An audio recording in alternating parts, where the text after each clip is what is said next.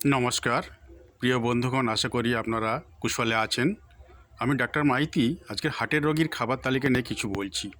হার্টের রোগীরা আপনারা ফলমূল ও শাকসবজি গ্রহণ করবেন, বাদাম ও বীজ এই জাতীয় খাবার আপনারা গ্রহণ করবেন, শিম ও মটর জাতীয় খাবার গ্রহণ করবেন, বেশি করে মাছ সামুদ্রিক খাবার আপনারা গ্রহণ করবেন, লাল চাল লাল আটার মতো খাবার আপনারা নেবেন, অলিভ অয়েলের মতো তেল গ্রহণ করবেন, প্রত্যহ একটি করে ডিম সপ্তাহে অন্তত 6টি আপনারা খাবেন, কম ফ্যাটযুক্ত মাংস গ্রহণ করবেন, চামড়া ছাড়া মুরগি আপনারা গ্রহণ করবেন।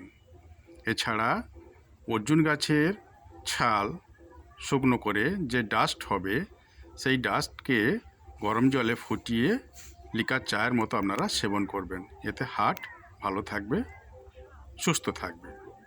আশা করি আপনারা সবাই সুস্থ ভালো আছেন। নমস্কার।